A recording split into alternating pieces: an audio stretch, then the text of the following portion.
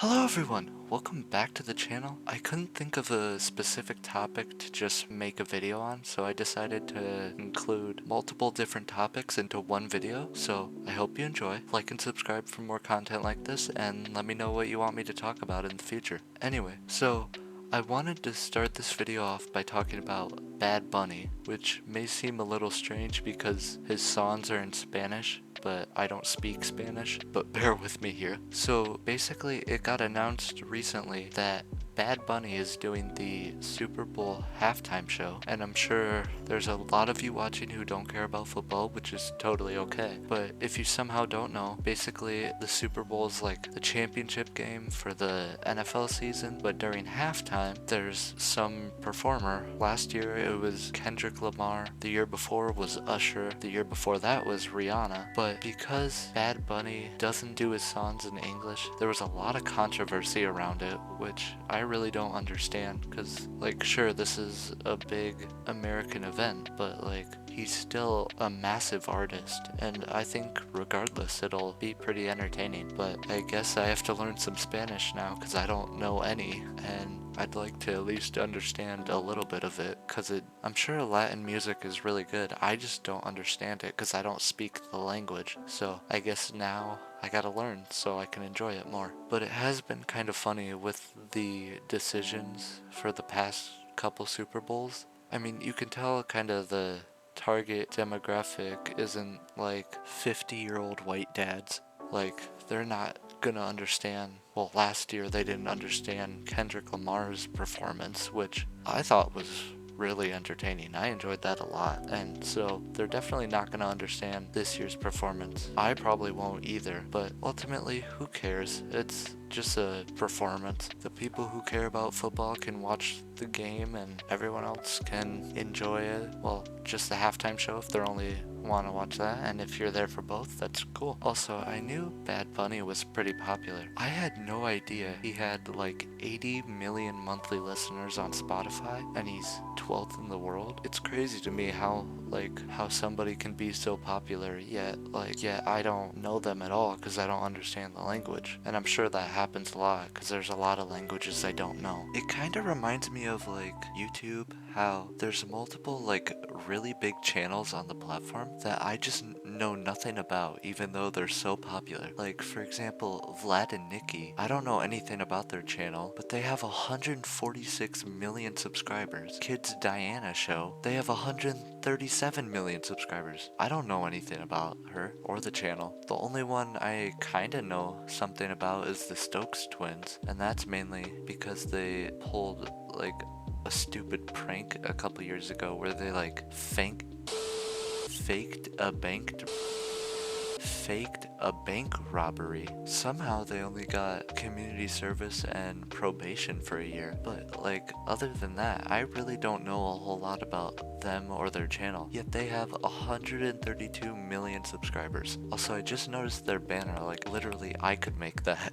I guess the theme here is all these channels are for kids, but it's still crazy to me how like a channel could be either in a different language or I could be the target demographic. So like I have no idea who they are. Yet some of these channels are close to 250 million subscribers on their channels. Ultimately, I think this was a really interesting choice by the NFL because I honestly had no idea who was going to do the halftime show this year. I don't think anybody ever knows, but I can tell you the last person I would have expected would have been Bad Bunny. But I do think it's a good choice because it gets a lot of international attention that the NFL's been wanting, which is why they've been playing in like London and Dublin. And it'll also get like a lot of people who don't watch football to tune in, at least for a little bit, and ultimately that's more money for the NFL. Well, since I already got sidetracked by some YouTube channels, I might as well talk about one. I wanted to talk about Ryan's World because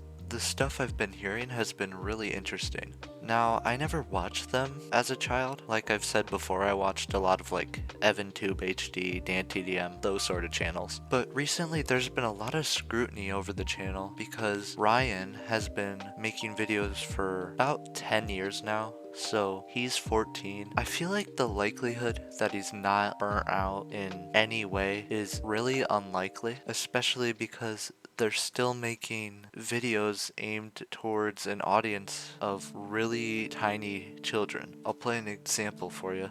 Akuro, do you hear those big footsteps over there? I think it might be Steelon.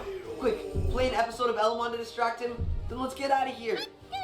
I mean, maybe it's just because I'm older, but some of this content is so hard to watch. And actually, they've also got Ryan's younger sisters involved, and just from my research, it seems like the more recent videos has had his younger sisters in them. So what it seems like is they're like slowly trying to fade Ryan out of the channel so they can have his sisters take over. So they're gonna try and make more money. But a lot of the controversy over this channel has been like because Ryan is still making the same content he was when he was like 3. But they really do have like an empire because they've got 11 channels. They all have over 500,000 subscribers. And the channel's definitely fallen off a lot because like now it seems like now they get around 20,000 to 50,000 views a video, which is still a good amount. Like I would love to have that many views, but when you compare it to like 9 or 10 years ago when this guy was getting hundreds of millions of views, it's kind of sad to see, but maybe it's a good thing because if that money starts drying up, maybe the parents won't force him as much to do it. I mean, if he still wants to do it, that's great, but it really just doesn't seem like it anymore. Also, all of this is just based on what I've seen. Kaji family, please do not sue me. But even if this channel were to end, they've had so much success. They had a Nickelodeon show. They've had